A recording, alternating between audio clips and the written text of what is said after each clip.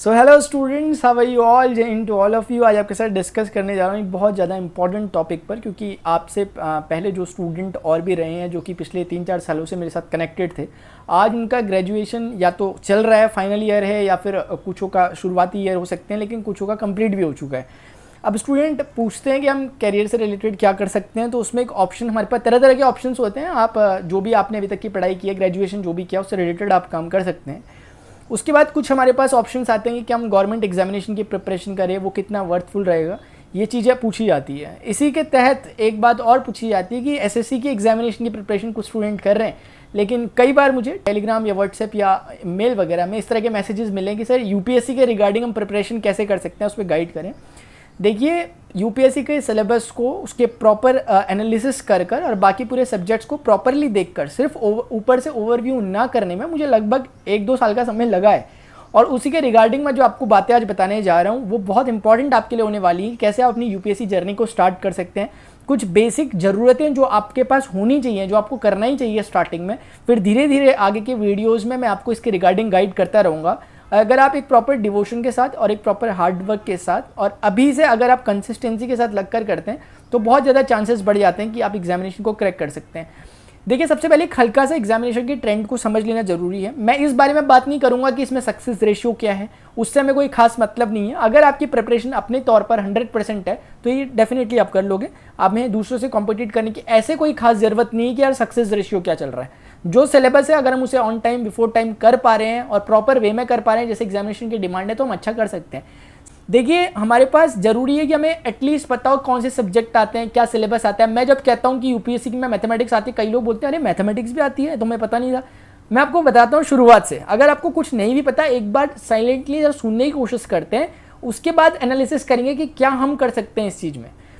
हमारे इसके तीन मोड होते हैं इस एग्जामिनेशन के। आप समझ सकते हो कि 3 फेजेस होते हैं। सबसे पहला एक प्रिलिमिनरी एग्जामिनेशन होता है, जिसे प्री कहते हैं शॉर्ट में, प्री टेस्ट या पीटी से लोग कहते हैं।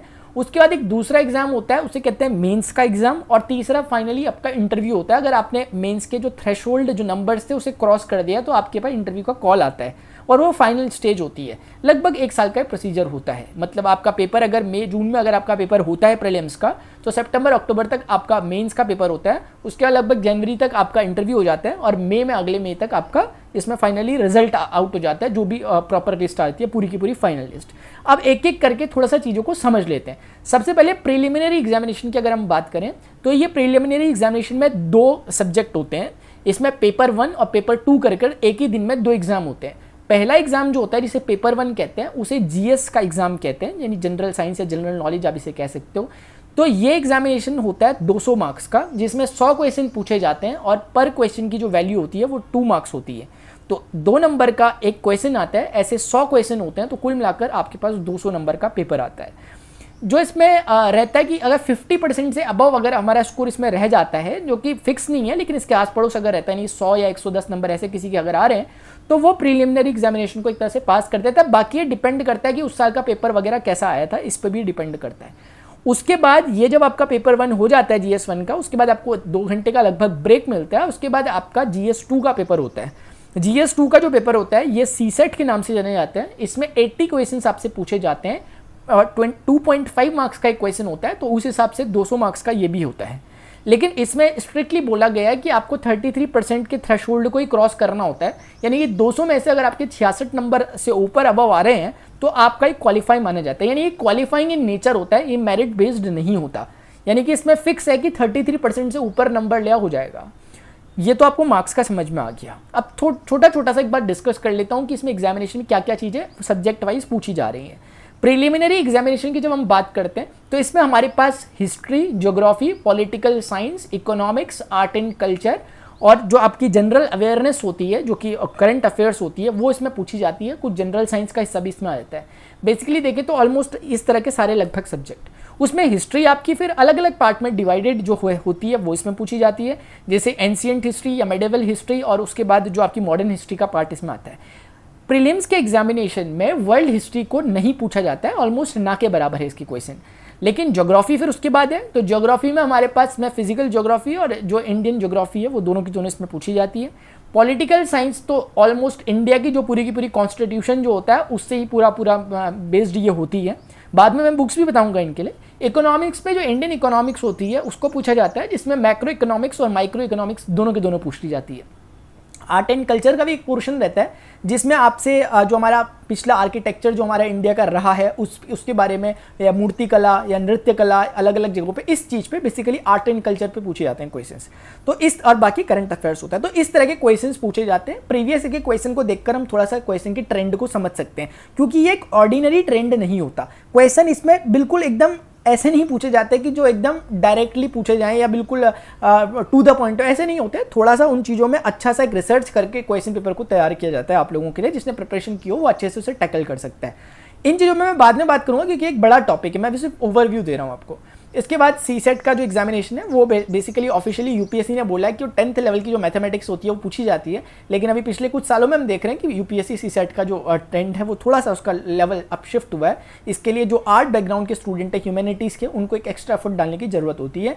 लेकिन सीसेट में ना सिर्फ मैथमेटिक्स ही नहीं आती है, कुछ पोर्शन रीजनिंग का होता है और कुछ पोर्शन इसमें ऐसा भी होता है जो बेसिकली कॉम्प्रिहेंसिव यानी अनसीन पैसेज टाइप के जो होते हैं उन पर बेस्ड क्वेश्चंस होते हैं। इसके बाद जब प्रीलिम्स किसी का निकल जाता है उसके बाद मेंस का हमारा स्टार्ट होता है सिनेरियो। अगर प्रीलिम्स की कट ऑफ आपने क्रॉस कर ली है तो आपको मेंस के लिए फिर कॉल आता है, और मेंस में हमारे पास कुछ जो सब्जेक्ट होते हैं उसको एक बार फटाफट से समझ लेते हैं। अभी मैं सिर्फ ओवरव्यू दे रहा हूँ एज अ सब्जेक्ट, आपको एज अ होल, तो आपको एक जगह पे पता चल सकें चीज़ें। वीडियो थोड़ा सा लंबा हो भी जाएगा तो इतना चलता है, क्योंकि हम अच्छे एग्जामिनेशन के प्रिपरेशन के बारे में बात करें जो एक टॉप लेवल का एग्जाम है। मेंस के बारे में क्या होता है कि हमारे पास GS 1, 2, 3, 4 यानी GS 1, GS 2, GS 3, GS 4 करके 4 सब्जेक्ट होते हैं सीधे। ये तो GS के 4 पेपर होते हैं। GS 1 में आपका history, geography, art and culture से रिलेटेड बातें होती हैं। GS 2 जो होता है बेसिकली इसमें आपके पॉलिटिकल साइंस, इंडियन कॉन्स्टिट्यूशन पर बेस्ड बातें होती हैं। GS जो 3 होता है वो आपका जो इकोसिस्टम यानी जो एनवायरनमेंट है, बेसिकली मैंने पीछे जिक्र नहीं किया लेकिन प्रीलिम्स में भी एनवायरनमेंट आता है। एनवायरनमेंट और जो आपका इकोनॉमिक्स है, इनको मिलाकर GS 3 का पेपर बनता है, और GS 4 का पेपर इथिक्स का पेपर होता है। ये 4 पेपर होते हैं और इसी बीच में एक पेपर और होता है, उसे कहते हैं एसए का पेपर, जिसके नंबर जुड़ते हैं मेरिट में। और फिर 2 पेपर होते हैं आपके ऑप्शनल सब्जेक्ट के, जो आपने ऑप्शनल लिया होगा। अब यहाँ पे टर्निंग पॉइंट है कि यही ऑप्शन होता है जो सब हर एक इंडिविजुअल का अलग अलग हो सकता है। GS 4 के पेपर सबके लिए एक जैसे हैं, एसए का पेपर सबके लिए एक जैसे हैं, 5 पेपर सबके लिए एक जैसे होते हैं। लेकिन जो 2 पेपर बचते हैं जिसमें हमारे पास एक ऑप्शनल 1 और ऑप्शनल 2 होता है, ये आपकी अपनी चॉइस हो सकती है। हो सकता है आपने ग्रेजुएशन किसी सब्जेक्ट से किया हो और बेसिकली इसमें ग्रेजुएशन से थोड़ा सा ऊपर और मास्टर्स से थोड़ा सा नीचे का नॉलेज पूछा जाता है। आपने हो सकता है इकोनॉमिक्स से पढ़ा हो, आपने हिस्ट्री से ग्रेजुएशन किया हो, मैथमेटिक्स से, फिजिक्स से, केमिस्ट्री से, या जो भी सब्जेक्ट होते हैं, लगभग ऑलमोस्ट 30 सब्जेक्ट्स यहाँ पे दिए गए हैं, उनमें से आप किसी को भी चूज कर सकते हो। इसमें प्रत्येक पेपर जो होता है वो 250 मार्क्स का होता है। GS 1 का, 2 का, 3 का, 4 का, सारे पेपर जितने मैंने बताए सब 250 के होते हैं। तो 4 GS के पेपर हो गए, 5वां ऐसे हो गया, 6ठा और 7वां आपके ऑप्शनल हो गए। तो 250 को 7 से मल्टीप्लाई कर दो आप, यानी 1750 आई गेस, इतना ये टोटल आपके मार्क्स होते हैं। इसमें से आपके मार्क्स जितने आएंगे उस हिसाब से आपकी रैंक बनती है। अगर मोटा मोटा देखें तो 1000 से ऊपर अगर किसी के नंबर आ जाते हैं तो उसका कॉल लेटर आ जाता है, उसका कॉल आ जाती है इंटरव्यू के लिए। लेकिन लगभग अगर आप 50% से अबव अगर कर आ रहे होते हो, यानी 1750 का अगर 50% से ऊपर, तो आप श्योर मान सकते हैं कि आपका सिलेक्शन हो रहा है, मतलब आपको एटलीस्ट इंटरव्यू के लिए तो कॉल आ चुका है। फिर उसके बाद इंटरव्यू होता है, उस पर फिर वो फाइनल स्टेज होती है। इंटरव्यू में अगर इंटरव्यू के और मेंस के नंबर जुड़ते हैं, सिर्फ प्रीलिम्स के नंबर इसमें नहीं जुड़ते, वो सिर्फ क्वालिफाइंग था, उसका काम वहीं खत्म हो जाता है। मेंस के टोटल नंबर और इंटरव्यू के टोटल नंबर जुड़कर आपकी एक प्रॉपर मेरिट लिस्ट बनती है और उसकी अकॉर्डिंग आपका रिजल्ट आता है। तो होपफुली जो मैंने आपको बताया प्रोसीजर, ये आपको समझ में आएगा, क्योंकि कई स्टूडेंट सिर्फ इस बात से सफ़र करते हैं कि उन्हें ये नहीं पता रहता कि सिलेबस क्या है। सिलेबस तो मैंने अभी फिर भी डिस्कस नहीं किया उतना, लेकिन उन्हें प्रोसीजर नहीं पता होता। और देखिए, ये हर एग्जामिनेशन की तरह एक एग्जाम ही है। अगर मैं कहूँ नॉर्मल एग्जाम है तो उसमें कोई अतिशयोक्ति होनी नहीं चाहिए, लेकिन हाँ ये है कि ये आपकी डीप अंडरस्टैंडिंग को देखता है। हाँ ये है कि इसमें क्योंकि कंपटीशन हाई है तो इसमें पेपर बनाने वाली जो बॉडी होती है, कंडक्टिंग बॉडी जो होती है, उसके लिए भी एक चैलेंज होता है कि पेपर को इस तरह से कंडक्ट कराया जाए, इस तरह से पेपर को बनाया जाए ताकि हर कोई आसानी से ना निकाल ले। इसके लिए वो उनका अपना चैलेंज रहता है। और यहाँ से हर बार स्टूडेंट निकालते ही हैं, हर बार हर स्टूडेंट, कोई ना कोई स्टूडेंट होता ही है जिसकी रैंक फर्स्ट आती है। तो इसीलिए इम्पॉसिबल तो नहीं है, लेकिन हाँ अगर हम प्रॉपर वे में तैयारी करते हैं तो इसमें कुछ अच्छा हम कर सकते हैं। तो आज के जो लेक्चर में मैंने, आज के जो सेशन में मैंने आपको चीज़ें बताई है वो मैंने आपको डिस्कस किया कि जो ये यूपीएससी का पेपर होता है, फिर इससे क्या होता है ना कि आपकी जो जॉब्स लगती हैं वो ऑल इंडिया सर्विसेज के लिए बेसिकली जाना जाता है। भारत में भी फिलहाल 3 तरह की ऑल इंडिया सर्विसेज चल रही हैं। एक आईएएस है, इंडियन एडमिनिस्ट्रेटिव सर्विस, एक आईपीएस, इंडियन पुलिस सर्विस, और एक आईएफएस है, इंडियन फॉरेन सर्विस। ये 3 ही अभी भारत में वर्तमान में ऑल इंडिया सर्विसेज होती हैं। ऑल इंडिया सर्विसेज शायद आप जानते होंगे कि अखिल भारतीय सेवाएं इन्हें कहते हैं। ये ऐसी सर्विसेज होती हैं जो कि पूरे मतलब जो आप पैन इंडिया में पूरे के पूरे अपनी सर्विस दे सकते हैं, लेकिन ये सेंट्रल गवर्नमेंट के अंडर काम करते हैं। तो ये कुछ बातें हैं। आपको जो भी इसके रिगार्डिंग अभी प्रॉब्लम हो या फिर कोई जो भी आपको क्वेश्चन इन चीज़ों के रिगार्डिंग आप मुझे नीचे बता सकते हैं। कुछ चीज़ें मैंने छोड़ दी हैं, जैसे अभी एज लिमिट क्या होती है या ये सब बातें, वो मैं आगे डिस्कस कर लूँगा आपसे धीरे धीरे। लेकिन अगला टॉपिक जो मेरा होने वाला है वो ये कि आपको किस तरह की बुक्स को फॉलो करना चाहिए। इसके लिए मैं कोई आपको ऐसी रटी रटाई या ऐसी कोई बातें नहीं बोलूँगा कि कुछ भी कह दूंगा वाली बुक। मैं वो कहूँगा जो जेन्युइनली है, जिसको मैंने एक्सपीरियंस किया है, वो बुक मैं आपके साथ शेयर करूँगा कि जिनको आप पढ़ें तो आप एग्जामिनेशन की जो सोचने की, जो एग्जामिनेशन को जो कंडक्ट करने वाली बॉडी है, वो किस चीज़ को ध्यान में रखकर पेपर को बनाती है। इस तरह की बुक्स हमें पढ़ना चाहिए ताकि हमारी प्रिपरेशन शुरू से ही सही हो। अगर बुक की हम शुरू से सही फॉलो नहीं करेंगे तो डेफिनेटली रिजल्ट सही नहीं आते हैं फिर। तो ये तो अगले कुछ वीडियोस जो भी होंगे वो उसके रिगार्डिंग बनेंगे। मैं आपको बताऊंगा कि कौन से ऑप्शनल्स में आप अच्छा काम कर सकते हैं। मैं एज अ मैथमेटिक्स टीचर, क्योंकि मैं रहा हूँ, मैंने 11th-12th तक आपको मैथमेटिक्स पढ़ाई है, और मैं कोशिश करूंगा कि आपको भी जो ग्रेजुएशन लेवल की मैथमेटिक्स है उसे भी मैं स्टार्ट करने की कोशिश करता हूँ। देखता हूँ कि स्टूडेंट टेंशन कैसा रहता है, उसके अकॉर्डिंग हम चीज़ों को स्टार्ट करेंगे। अभी के लिए स्टूडेंट्स इतना ही, मिलते हैं अपने नेक्स्ट सेशन में। अगर आपको वीडियो थोड़ा सा भी इंपॉर्टेंट अगर आपको लगा या इन्फॉर्मेटिव लगा तो आप वीडियो को जरूर लाइक करें और शेयर और सब्सक्राइब भी आप इस चैनल को जरूर करें, शेयर भी करें और सब्सक्राइब करें ताकि आपको आगे नोटिफिकेशंस इस चीज़ के रिगार्डिंग मिलते रहें और प्रॉपरली आप चीज़ों को कवर कर सकें। टिल देन गुड बाय, जय हिंद, जय भारत।